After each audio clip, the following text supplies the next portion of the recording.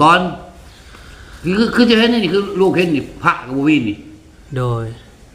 จีไวไผ่ไม่ออกมาเยี่ยมมาย่างกับจีไวไผ่หรอก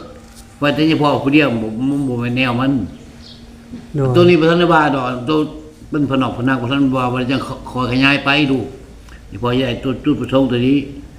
ก่อนหมู่เมื่อไหร่จุดประสงค์นี่กระโลกกระพะนี่เรื่องใต้วัดใดว่าเขาจะลูกกาจะหันเอาขึ้นเนี่ยพอกันเป็นมันถือแล้วนี่มันจะถือเอาตาต่อหนอดเดี๋ยวเด้อตาจุกมันนี่หาพรเดี๋ยวเด้อหาพรอิทิตังปฏิตังตุมังกิปเมสะเพปเรนตูจักปาจันโทมนาลโสยถามณิโสติลโสยถาสปีติโยมวัฏตุสาภโลโกวิรัตตุมาติปวันตรายโยสุขีทิฏฐาโยโคภวะอภิวาทนาติเดชะเนจังพุทธังปัจจานิโนจาตาโลตัมมาวาสันติอนุวันโนสุขังภาละสาธุสาธุปีนี้ไปไหนก็ตลอดไปแล้วก็ให้ลูกโซ่กระลาบให้เย็บกระไก่ให้ลูกข้าหรือสาธุมันนี่ถูกโอ้ดีใจแล้วจะมาไม่ว่าจะได้ไม่ถึงได้บ่อย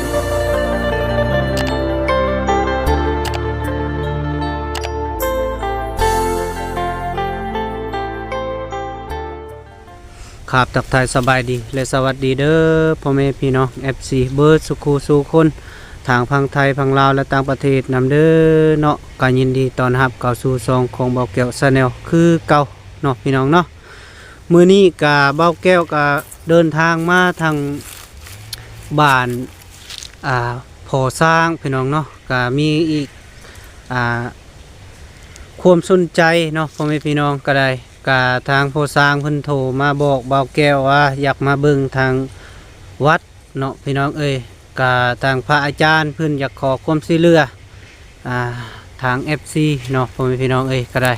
กาเบาแก้วก็บ่เคยเห็นเนาะพ่อแม่พี่น้องเอ้ยแล้วก็มื้อนี้กาเบาแก้วก็เดินทางมาเลยเพราะว่าก็ได้ร่วมนำพระอาจารย์เพิ่นน้อยนึงเนาะพ่อแม่พี่น้องเอ้ยก็ได้แล้วก็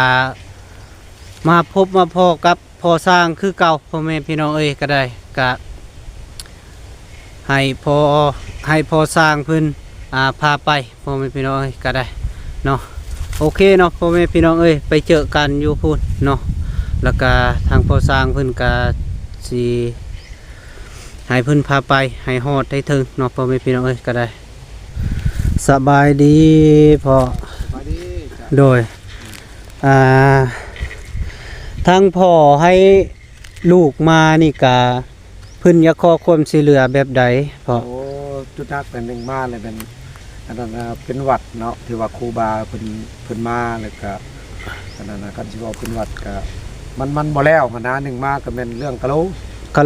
นี่กะโลปูบนอยู่บนนอนเพิ่นโดยเศร้าเลยคันว่าแล้วกะโลแล้วใครว่าพอเป็นไปได้ก็เพิ่นอยากได้กะโลอยากได้พระพระใหญ่อยู่โดยให้อันคันสิว่าก็บ่แจกนั่นแหละเพิ่นบ่แจกโดยตอนนี้เพิ่นอยากต้องการกะโลกับสิปูพื้นแล้วก็พระแน่เนาะพื้นก็ปูแล้วทอแต่ติดกะโลซื่อทอติดกะโลแล้วกับพระโดยกับพระแสดงว่าเพิ่นหากะเพิ่นหากะเฮ็ดบ่หรือเป็นใดโอ้ก็เฮ็ดดนอยู่ปีกายนี่แหละแต่ว่าครูบาบ่อยู่ครูบาบ่อยู่สร้างมาให้แล้วก็เลยเบาเขาบ่เตียงบ่หยังเพิ่นประกาศอยู่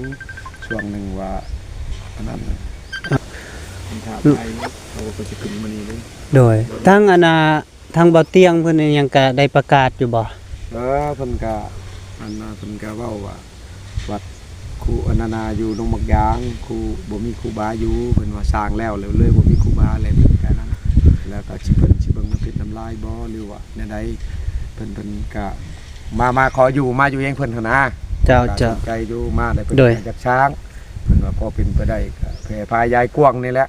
โดยแกจะท่าก็อยากได้กะโลนี้โดยเจ้าบนเช้าแต่นี่หาบ้านเพิ่นแล้วก็ไกลเติบบ่จักหลักประมาณจักหลักโอ้ตัวนี้ก็ประมาณ100ปลายคันว่าแต่แนวทางขึ้นมานี่ก็ไปรวมเบิดก็2-300นี่ละ2-300 300เมตรเนาะโดยบ่ฮอดหลักซำเนาะ ประมาณหลักหนึงเนาะแต่ทางมานี่ก็ได้หลักหนึงเนาะ เพราะว่าวัดมันก็อยู่ในหัวบ้านนี้ โดยโอเคพ่อแม่พี่น้องเอ้ยไปเบิ่งนำกันเนาะแล้วก็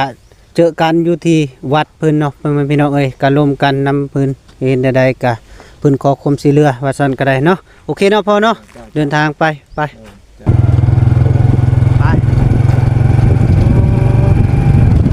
ถึงทางดีอยู่เนาะ โอ้ยคณะก็เฮ็ดที่นี่ครับตอนเดือน11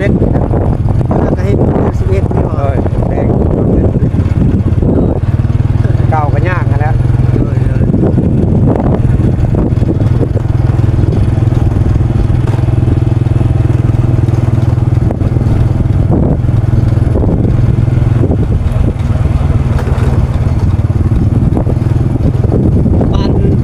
บ้านเมียเจ้าบอก บ่บ้านพี่น้องของเมียหั่นแหละ บ้านพี่น้องเมีย ที่เว้าก็บ้านเขาย้ายออกมาอยู่ที่โดนแล้วเป็นบ้านน้ำบ่อยโคกมายาตั้งถิ่นฐานอยู่ที่แล้วก็หลายบ้านโคกเขาบ้านน้อยเป็นบ้านใหญ่นะครับ โดยบ้านน้อยขึ้นบ้านใหญ่เนาะโอเคพี่น้องเอ้ยก็ได้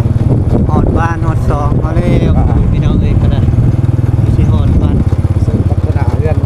นี่แหละ โดย เราเคยมาบ่เรือนเขาแต่ ยังโดย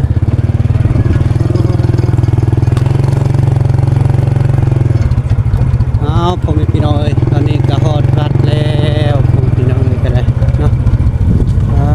เถอะโดยสบายดีเด้อโดย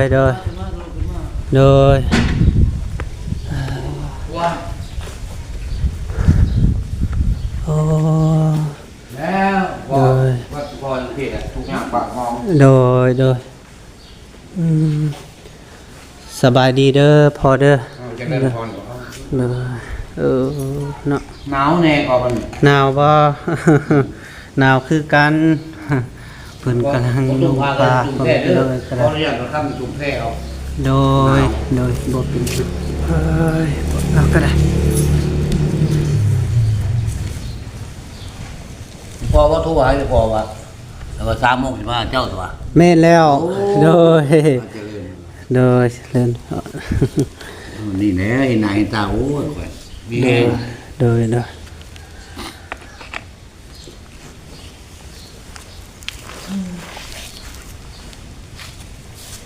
มาตุ่มผากเลยมันบ่ได้เราจะถ่ายผมเอาตุ่มผากมันจะซื้อ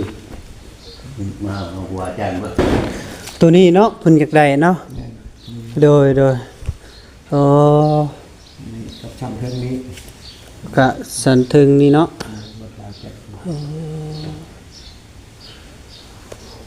เบิดลายเกียรเติบแล้วคราวนั้นเนาะคราวนี้ได้บกอขึ้นบ่หรือว่าเป็นจะใดลวงแบบนี้เลยเด้อ ที่เป็นยังบกธรรมดา พอเด้อ ส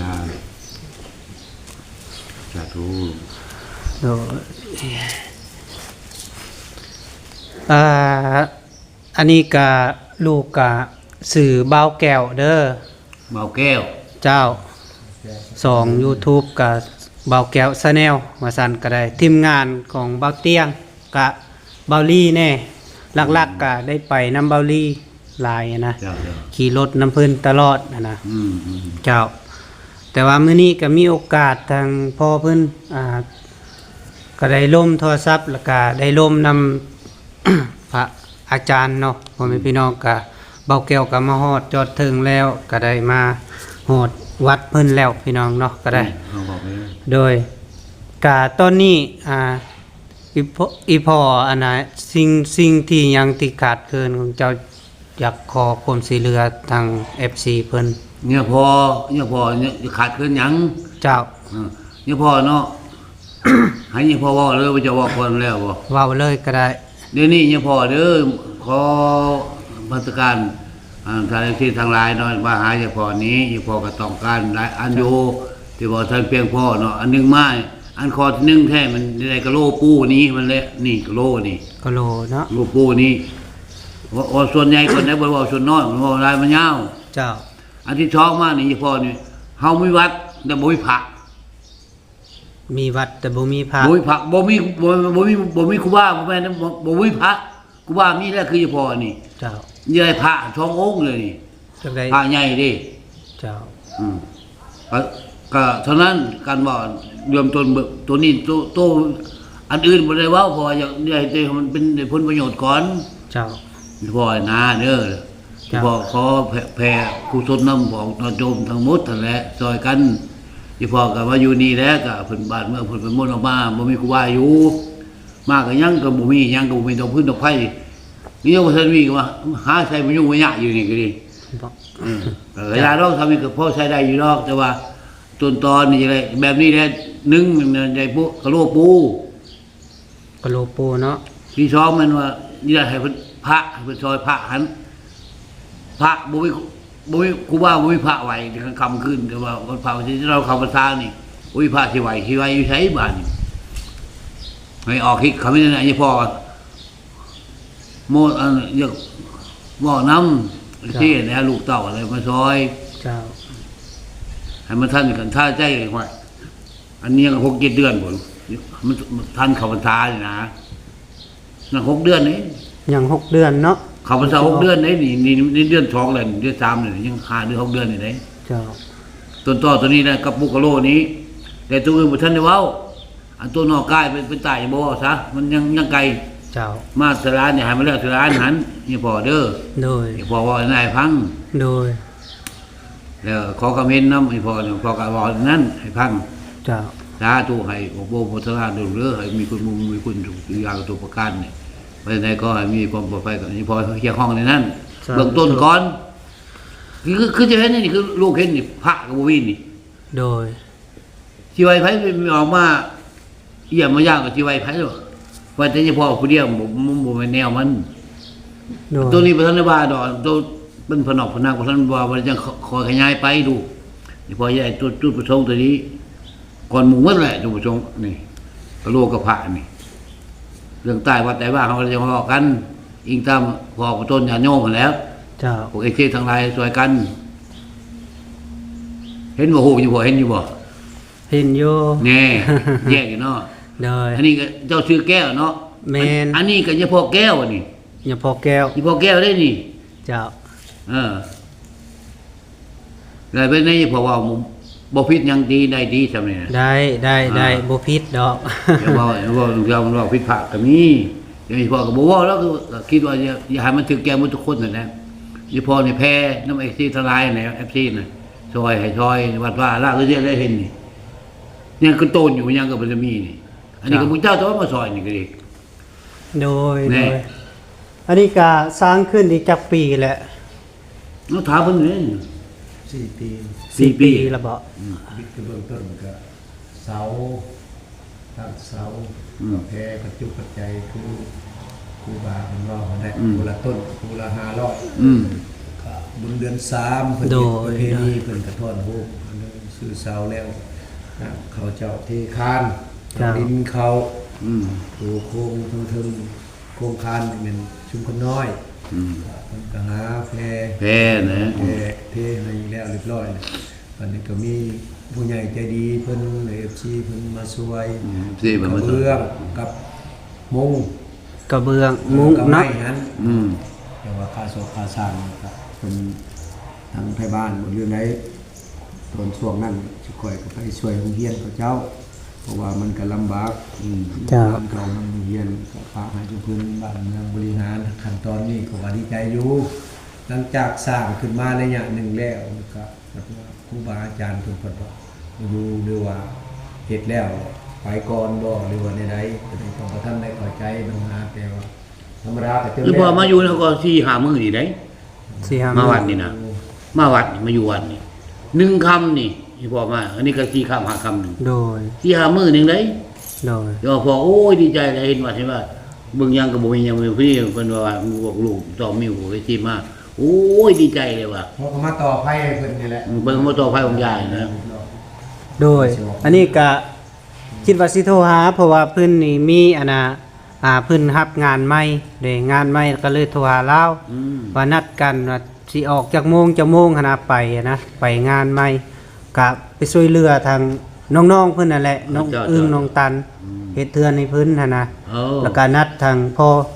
แล้วก็เลยโทรหาเพิ่นว่ายังคาอยู่นี้ ยังคาอยู่วัดนี้ เจ้า อยู่เนี่ยเพิ่นว่ากับเจ้าอยู่เนี่ย โดยแม่นแล้วแล้วก็เลยล่มนำพระอาจารย์หน่อยนึงเพิ่นว่าก็ได้ล่มได้บ่ก็ได้คือกันก็ล่มลายก็บ่อยากได้คือกันเนาะ บ่กันบ่หลายบ่เป็นไหน แม่นบ่เป็นนี่ก็ได้ บ่ต้องการจากไหน เจ้า คือว่านี่อันลูกมากนี่พวกว่าจุดประสงค์ต้นตอกันหนึ่งกระเบื้องอันน่ะกระโหลจองมันกองต้นตอตัวใหญ่เด้นี่ตู้บ่ทันได้ว่าเด้นี่ เจ้า เอ้าก องก็ยังบ่ทันมี บ่แม่นพระนี่อะไร พระ พระ เนาะ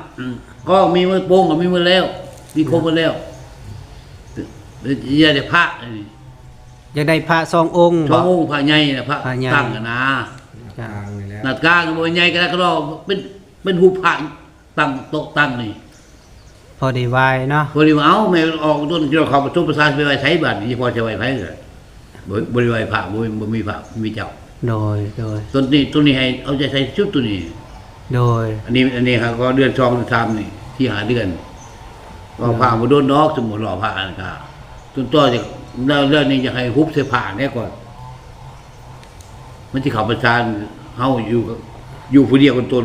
สิไว้พระไว้ใช้บัตรสมมุติว่านะครูอาจารย์มาเรียกมันมีสิ่งกับประสมประสานนี่สิอยู่ไสหาสิไว้ก็บ่มีบัดนี้นะต่อลูกเดือดตัวนี้เอาใส่ให้แน่ โดย ตัวอื่นบ่ทันได้ว่าดอกเขาแต่ว่าตัวนี้ตัวนักนี่1กะโหลปูนี่2มันพระนี่นักที่สุดตัวนี้เบอร์1เบอร์2น่ะ2อันนี่นะ โดย จริงได้กับพ่อมันได้ดีเห็นดีนำโอ้ตัวเองเห็นเจ้ามานี่เห็นเพิ่นว่านี่เจ้าโอ้ยเพิ่นมาเด้โอ้ยดีแล้วว่ะ ว่าส่วนเจ้าอันนั้นนี่พอ3โมงว่าโอ้ยมาบ่ดีว่ะอย่างคาเวียกนะนี่พ่อก็มานี่ไม่ออกมาสู่อันโดนหน้าของยาเขาก็เมื่อ โดย โอ้ยวันนี้ ก็ขาเวียกแน่ตอนโทรก็ได้ อืม โดยแล้วก็วันนี้เลิกเวียกแล้วก็ไปอาบน้ำแต่งตัวแล้วก็แล่นมาเลย แล้วก็ไปเจอกันกับพอเพิ่นกับผู้อยู่ครึ่งทางอีก แล้วก็ลุกมา โอ้ โดยแล้วก็ลงมาเป็นจะได้กะนัดคือนัดเนาะแล้วก็มาเลยตั้ง เขากำลัง ใจ จะออกมาได้เดี๋ยวมานี่ เจ้า เขายางมาเขารอเร็วที่จะมานี่ก็ท่านนั่งทำไหนว่าจูบยาก็เลยจูบนั่นเดียว ว่างรออยู่ โดย ว่ารัว3โมงโอ้บ่งงต้องไปโอ้ยไปก่อนมาทำสมใจดีลูกต่อมาเลยสมใจดีโอ้ยดีใจเลยกาเท่านั้นนี่บ่ว่านะว่าเท่านั้นว่าลาวว่าหลายก็บ่เป็นนี่พระจักสิว่าในพระจักในว่า โดย อืม คือการ อืม มีแต่ว่าข้อคมซื้อเรือเท่านี้เนาะแล้วก็ แม่น กะโลกับ ข้อข่มซื้อเรือ กับพระเนาะ แม่น โดย เขาความจริงแล้ว1กะโลอันนี้กะโลปูนี่ก็พระให้ขอให้หาพระมาให้ โดย ต้นต้อเลยต้นนั้นตัวอื่นบ่ได้ว่ายังมันแลเป็นส่วนกันก่อน โดย อืม อันนี้ก็คือลูกก็อยากให้คำตอบในอยนึงอันนี้ก็พังเบิ่งเนาะคันเพิ่นที่ว่าในใดคันเพิ่นมีความช่วยเหลือเนาะแล้วก็ลูกก็จึงมาใหม่แล้วก็จึงสิว่ากันเนาะกันอันนี้ก็ยังบ่ทันฮู้ว่าเพิ่นสิช่วยบ่หรือแล้วก็ยังบ่ฮู้นะ ของ มีแต่ว่าพังเบิ่งเนาะ เจ้าโอ้เจริญพรบ่เว้ยดีใจไปจะมาขอดีใจเด้ ก็ไปอยู่อะไรบ่มี FC ไปใกล้เด้คือว่าเขาอยู่มันก็ครบหมดแหละอย่างมีครบหมดเลยเขาก็บ่ว่าใกล้แล้วนี่พอโอ้ดีใจเห็นเจ้ามาเห็นอันบอกมานี่ก็เห็นเจ้ามาโอ้ดีใจเลยโอ้ยจักโมงเด้สิมาของว่า3โมงก็ห้อยเอานี่พอก็มาย่างลอยไปเบิ่งโมงไม่สิฮอดโมงเราว่าบ่ทันนั่งน้อยเดียวว่าจะสูบยาพอดีจักรถจะมาโอ้มาแล้วว่ะ บอกผู้เดียวนะบอกผู้เดียวตัวผู้เดียวเนี่ยว่าเอา FC มาแล้วดีใจดี จะลูกก็สิมุทนาจัดแสน2แสนก็ได้ เดี๋ยวพอคันไหนก่อนพอคันไหนก่อนเด้อ จ้ะ โมผมดอกโมกับกัน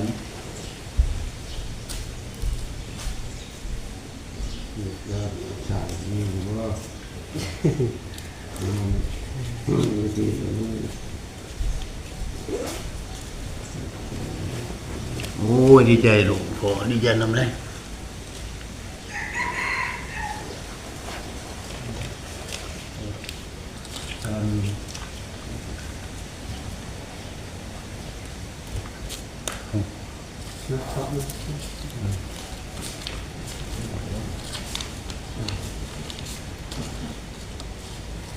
พอสร้างขึ้นกับ10,000กีบ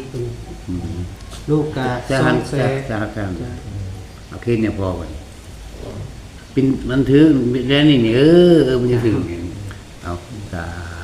ธุสาธุต่อหนอดเดี๋ยวเด้อสาธุมันนี่หาพ่อหนึ่งเลิกหาพ่ออิทิตังปฏิตังตุมังกิปะเมสะเพปะเรนตูจักปาจันโทปนาลโสยะธามณิโสตินะโสยะธาสะพีติโยวิวัตถตุสาพะโลโกวินัสตุมาติปวันวันตรายโยสุขีทิฆาโยโคภวะอาภิวาทานาสีเดสะเนจังพุทธังปัจจานิโนจาตารโลตัมมาวาสันติอายุวันโนสุขังภาลัสสะตุสะตุปีนี่ไปไหนก็ตลอดไปแล้วก็ให้ลูกโซ่ขลาบให้เย็บไข่ให้ยากลูกข้าหรือสะตุมันนี่ถูกโอ้ดีใจแล้วจะมาผมไม่ว่าจะได้ไม่ได้เงินบอกดีใจผมไม่ได้ก็เรื่องเวียงหน้าเขาทำมันสำเร็จโพให้ลูกพยายามเขียวแน่ โดย อันนึงมันต้นพระนี่แหละสององค์นี่ฮะเพื่อหามาให้ โดยก็มีแต่ลูกสี่ลงคลิปไปแล้วกันเพิ่นสิซอยเท่าใดก็ถึงว่าเนาะแล้วแต่เพิ่นจิตใจ ว่าลูกเป็นผู้เฮ็ดให้ลูกเป็นผู้เฮ็ดจะพอไม่จะว่ากับลูกก็แล้วไม่จังได้เว้าเอาซะถูกเอาแต่เจริญพออยู่ดีแม่งไปใช้ไปที่เมื่อทางไหนบ้านนี่ พุ่นสิเมื่อทางโอบกนารักพุ่นแหละบ่อนที่ช่วยเรือ โอ้ เฮ็ดช่วยเรือพุ่นแหละไปเฮ็ดเรือนให้ บ้านน่ารัก แม่น วิชัยน่ารัก กกบกนารัก แล้วราคาเท่าไหร่มันหักก้อน โอ้เจ้าเพิ่นไปนำบัดนี่ เจ้าเพิ่นเพิ่นเนี่ยเป็นผู้รับงานน่ะนะ โอ้ เจ้าแล้วก็เอานี่ก็มาติดต่อกับเรื่องน้ำเพิ่นนั่นแหละก็มีงานอยู่ใส่ก็เอาเพิ่น เอาเพิ่นไปช่อยไปช่อยเพิ่นไปเฮ็ดไปช่อยบ่แม่นจ้างไปช่อยคันว่าเรื่องระบบของอันนี้เขาบอกเรื่องจ้างมันบ่เว้าบ่ถึกให้ว่า ไปช่วยเรือ ช่วยเหลือเขาว่าเรื่องจ้างเรื่องเงินครับเรื่องของเจ้ากันเว้ากันดอกอันซึ่งบ่จะพอว่าหรือผิด คือ อันนี้มาช่วยเหลือเอาเพิ่นไปช่วยเฮ็ดบ้านเฮ็ดเมืองให้ประชาชนแม่นแต่ว่า เจ้า หมายว่าอย่างนั้นแหละเอาดีใจได้ข่อยเอาซะนะเจริญพรสาธุมันนี่มันนี่กับ จะได้ คุณ กลับปะเลย